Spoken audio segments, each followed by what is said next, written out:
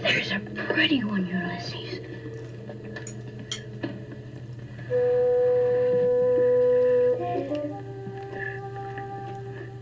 There it is. Hello BookTube, I'm Sean the Book Maniac. Welcome back to my channel. Here I am with another tag. This is the spoiler tag. The extraordinary original tag by Nell and Scott of Gunpowder Fiction and Plot. Just went up a couple days ago. I wanted to get right on it because I tend to not do a lot of tag videos or do them when everybody else is weighed in. So here I go. This is a fabulous topic. Nell and Scott they've been around almost a year, I think, but they come up with the best tag ideas. They did a DNF tag and now the spoiler tag. I don't think anybody's ever done a tag on spoilers. So I have thoughts. I don't have strong opinions on this like I do on DNFs, but I have some thoughts. Number one, what do you consider a spoiler? It's a great question, and I have to say that I will probably formulate a much more considered response after I watch a bunch of the other people's videos on this tag. But obviously, if you tell me what happens by the end of the story, like if it's a plot-driven novel, and you tell me that they get married or the hero dies or whatever, that's a spoiler. Beyond that, maybe that's all I care about. So other people might not want to hear anything that happens after the first chapter, and I'm okay with hearing anything that happens in the first, let's say third. That's kind of random, but I would say if you're going to tell me what happens in the first third of the novel, I wouldn't consider that a spoiler. Does the genre you're reading impact what you consider to be a spoiler? Well, I only read literary fiction and a bit of non-fiction, so could there be a spoiler in non-fiction? I don't think so. So I don't think I would care anybody telling me anything that happened in a biography, for example, or anything like that. No. Otherwise, there is no room in my very busy literary fiction reading life for anything that some people call genre fiction. 3. All the best bits are in the trailer. Sometimes the synopsis can be too detailed. Do you research books prior to reading them, or do you go in blind? This is my favorite question. This is the meaty question of the tag, because this is the one about which I have the most thoughts. I made a bookish New Year's resolution for 2021 that I was going to research books more so that I wouldn't bail on so many, so that I wouldn't quote-unquote waste money on books that, because I hate magical realism and I hate stories that have ghosts in them, that, probably if I'd read the back cover or read a review or two, I would have realized this is not a Sean book and not bought the damn book.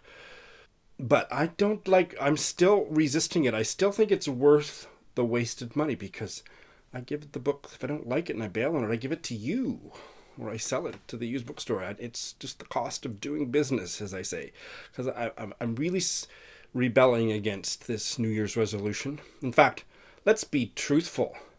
I'm not doing it. I am not reading the synopsis. When I do a TBR video, I still just grab a couple sentences, but I don't really want to look very closely. Most books I read, I have never read the back cover. Now, another topic that's kind of adjacent to this tag is that I think the copy that's on of the synopsis, they are usually so puke-worthy. Terrible. Like, I hate shit like... I hate this kind of shit that's not spoilery, so that I'm going on a bit of a digression here. This is a novel about love, loyalty, and the raging forces of nature. More than anything, it is a book about the life of the mind and the redemptive powers of art. Those kind of sentences, I hate them so much. But at least they're not spoiling anything, but I can't stand that. That's just bullshit propaganda, and I want those people that write that crap to be fired. Anyway, the book I hope I will enjoy. But no, I don't like reading the synopsis because there's usually stuff that I don't want to know on the back. I want to go in blind.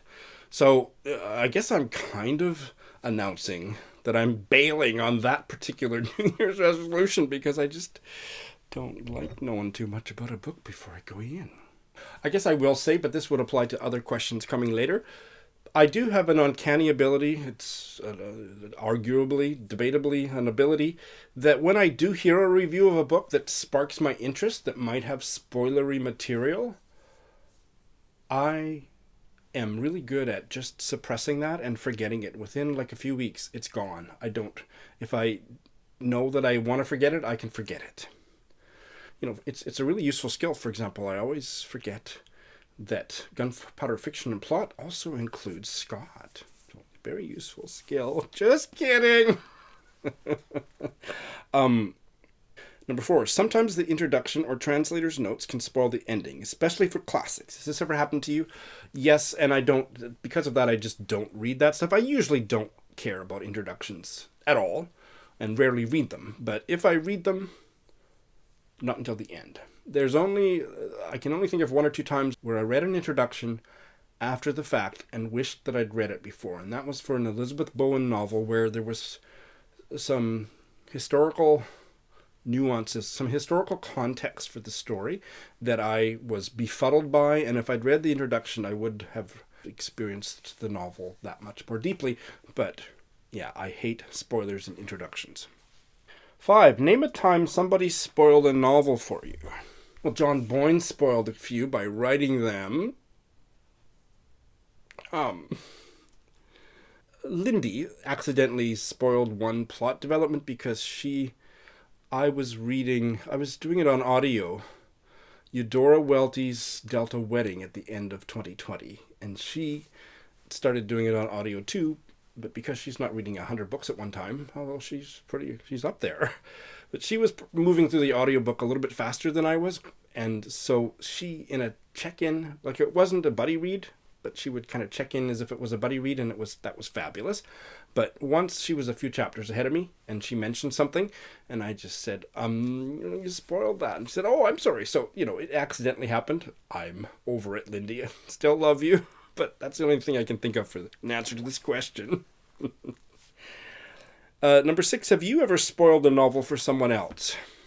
That's an interesting question, because really animating so many of these questions is what constitutes a spoiler. And I know, for example, Joe Smith, the loveliest commenter on all of our channels, who I have been in perpetual buddy reads with for months, if not years.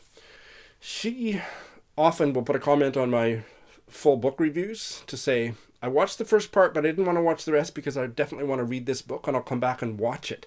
And I used to always think, well, but I don't give spoilers. But one person's version of no spoilers is not the same as another person's. And in fact, I did the same thing. I am reading The Prophets right now by Robert Jones Jr. And Greg just finished it the other day. And on his Friday Reads last week, he said that he finished it, he loved it. And once I got the gist of his opinion, I stopped watching, even though he probably thinks he didn't give any spoilers, and maybe he didn't, but I just didn't want to chance it. So I can understand why Joe does that. I do it too. If I'm planning to read a book next month, and you've just put up a review or given, 5-minute commentary on your Friday Reads or whatever, I will skip it and come back to it. So, did I answer the question? So, one subscriber called me out on a certain detail in a book that she was reading and I had just finished that I didn't think was spoilery and she did. So yeah, it is very subjective. Number 7, if spoilers ruin novels, are there some authors or genres you can't reread?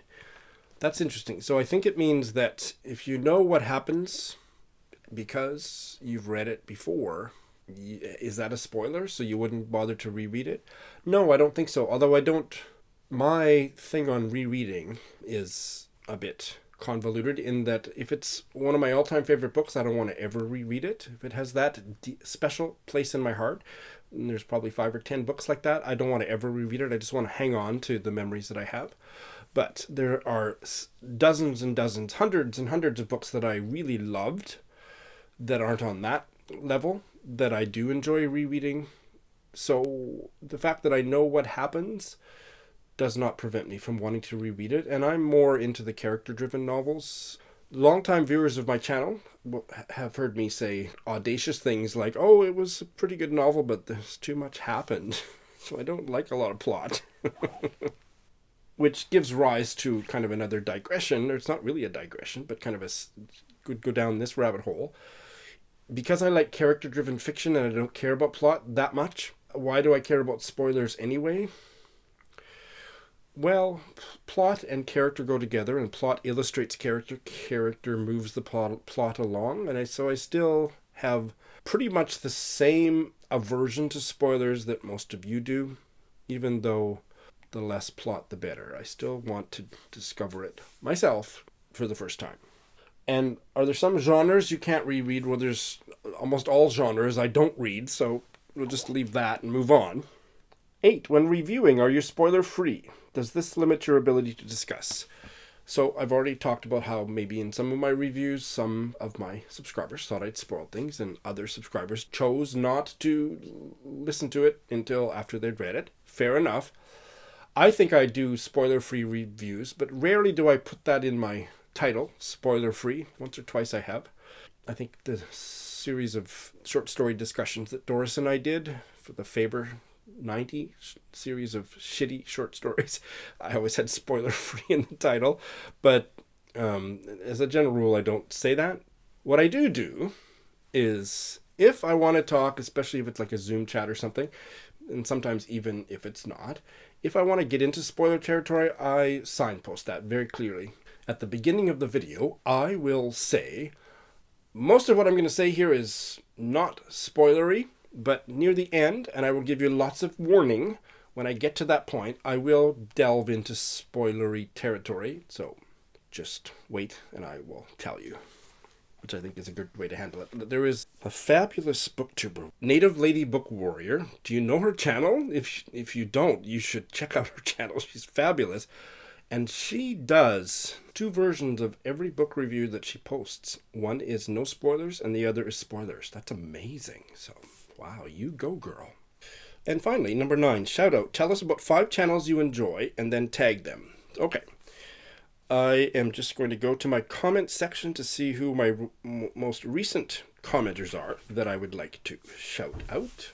I would like to hear what Mark Nash has to say. Mark Nash is an erudite writer whose literary tastes and mine don't often overlap, but that is one of many reasons why I enjoy his channel. He would have some interesting thoughts on spoilers, I think. Brian of Bookish, one of my favorite channels. He would have some interesting thoughts on this as well.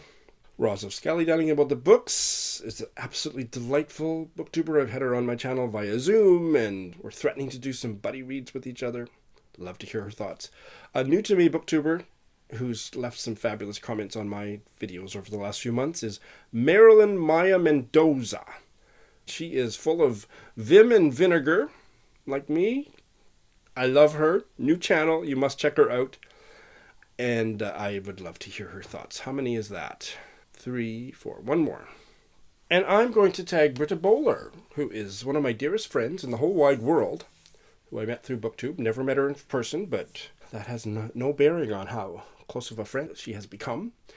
And she would have some very wise thoughts on this topic. So, Britta, I think this is a Britta tag. Weigh in.